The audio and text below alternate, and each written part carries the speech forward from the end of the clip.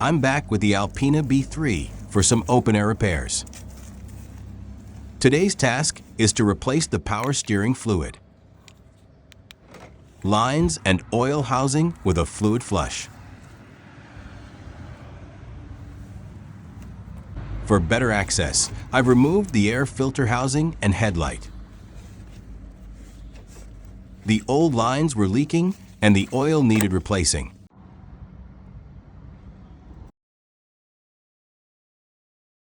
I also noticed some previous owner work on the secondary electric fan.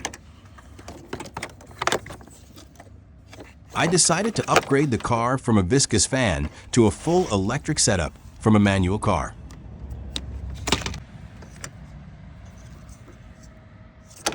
I removed the old fan, pulled the hacked wires out, and resoldered the factory wires from the DME to the electrical fan.